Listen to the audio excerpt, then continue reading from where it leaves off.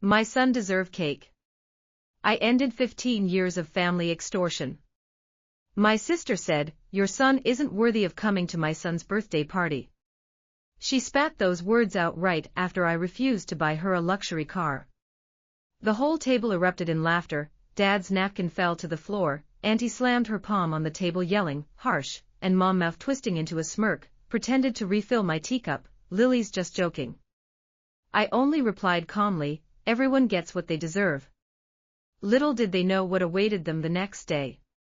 My name is Craig, 34 years old, a music producer and father to 7-year-old Mason. In this unapologetically biased family, I've always been the overlooked older child.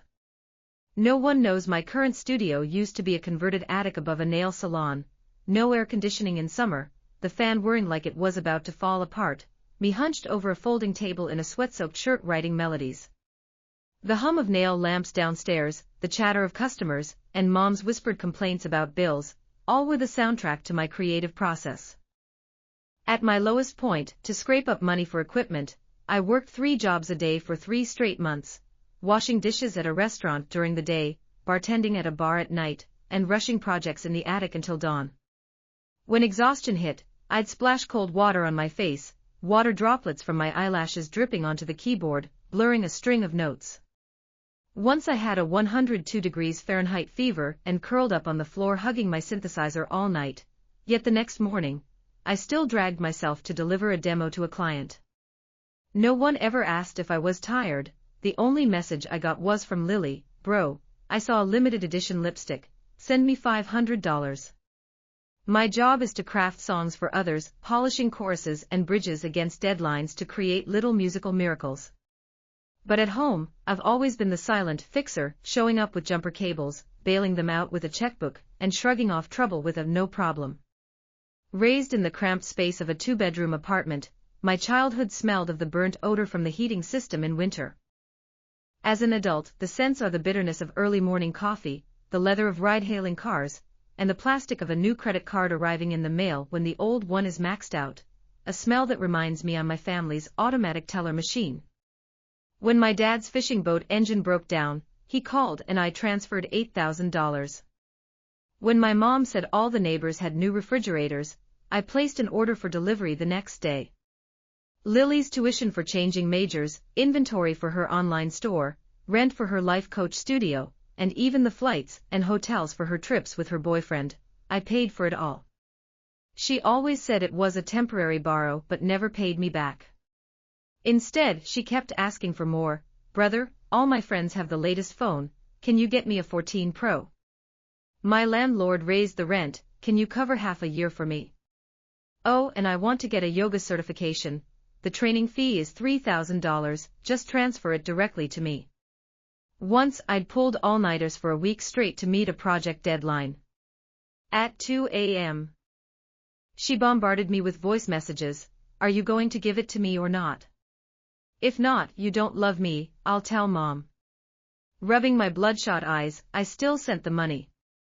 The family dinner a few weeks ago was tense from the start. Mom made roast chicken, but gave the biggest drumstick to Lily. Mason stared at the chicken wing on his plate and whispered, "I want a drumstick." Lily immediately rolled her eyes, "Kids shouldn't eat the big ones, so rude." I squeezed Mason's little hand tightly, and he hung his head, coloring a dinosaur on paper with a highlighter, the tip almost piercing the page. Lily was 15 minutes late, wearing a brand new designer tracksuit and sunglasses, complaining as soon as she walked in, "This lousy alley is impossible to drive through. I scraped my car's undercarriage." She glanced at Mason's shoes, second-hand ones I'd found at a thrift store, washed until they were faded but spotless, and sneered, "Still wearing hand-me-downs. Craig, where do you even spend your money?" Mom chimed in, "Yeah, Mason looks so shabby, people will think we're neglecting him." Suppressing my discomfort, I cut Mason a piece of chicken breast. He whispered, "Thank you, Dad," his voice as soft as a mosquito's buzz. Halfway through dessert, Lily tapped her bowl with a spoon, her tone matter-of-fact, "Okay, my car's totally toast this time. Craig, I sent you the link for a Mercedes-Benz G-Class, matte finish, super cute, you'll love it." I said no as if I'd spoken a foreign language. The air froze, then exploded into laughter. Dad laughed so hard he coughed, Auntie slapped her thigh saying, "Craig, you're hilarious," and Mom said, "He's just joking." "I'm not joking," I replied.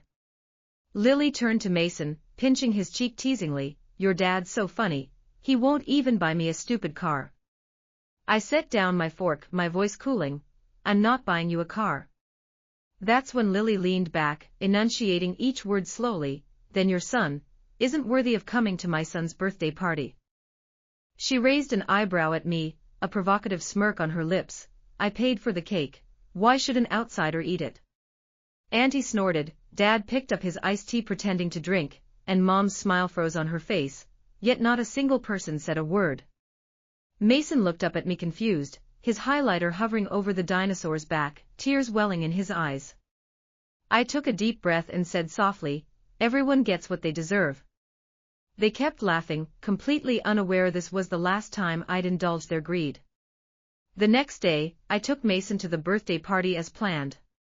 He clutched the handmade card we'd made together, with $5 he'd saved from his allowance tucked inside, money he'd stashed away for a month. When Lily saw us, her face darkened instantly, and she blocked the door. "I told you not to come, why are you bringing this kid to embarrass me?" I ignored her and pulled Mason inside. She chased after us, yanking Mason's arm, "You're not allowed in. Not unless you promise to buy me the car right now." Mason burst into tears, his card falling to the ground, swirling in the wind.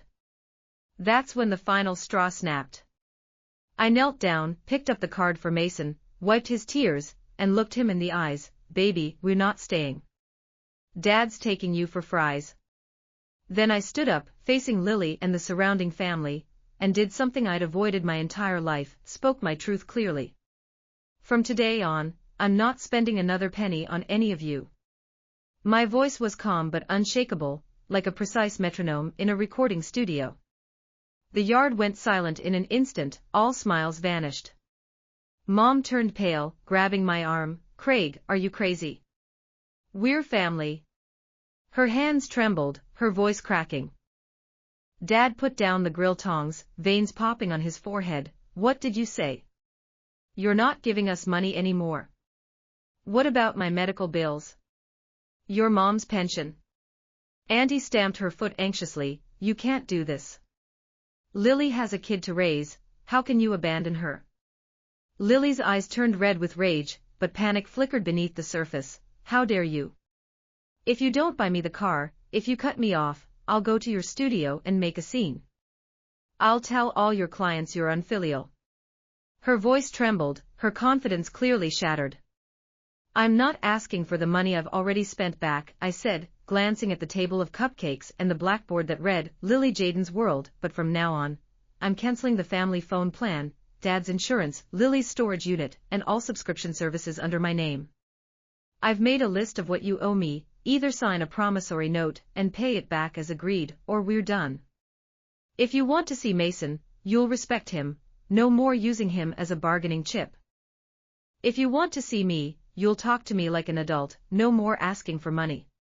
You're punishing us," Lily said, her voice breaking, all her arrogance gone. "I'm cutting my losses," I replied. "I'm not your cash cow, and I'm not your accessory. I'm Mason's father, and I'm going to protect him." Mason tugged at my hand. "Dad, let's go." I nodded, putting my arm around his shoulders, and led him past the balloons and streamers, past the family with ashen faces. As I buckled his seatbelt, I heard Mom screaming, "You'll regret this."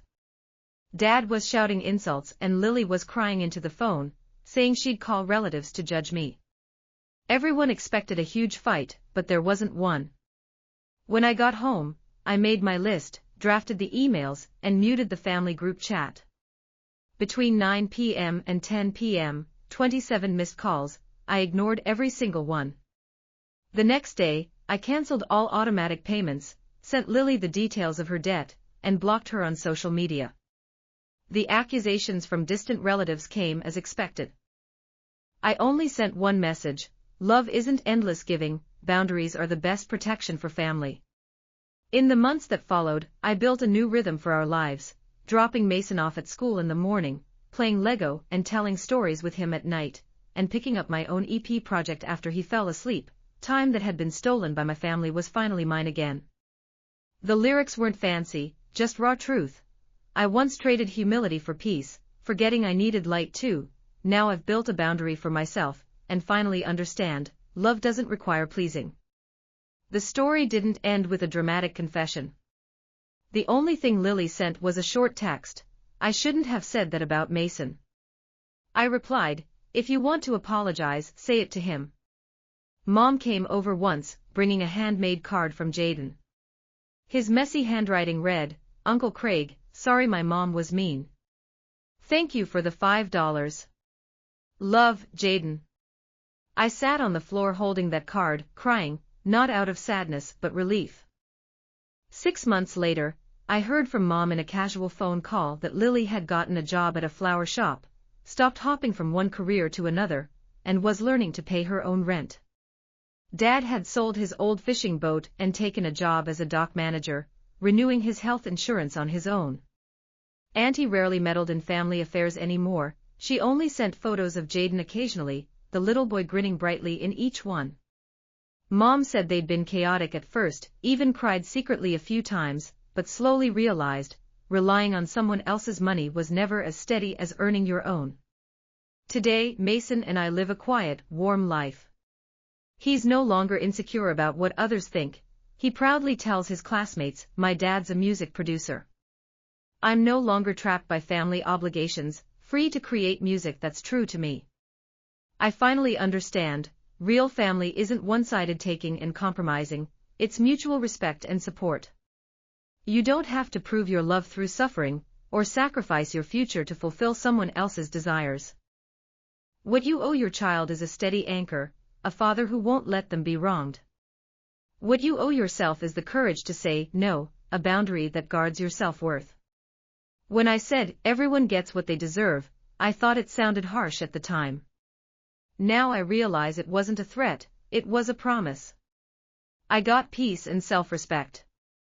Mason got dignity and joy. And my family?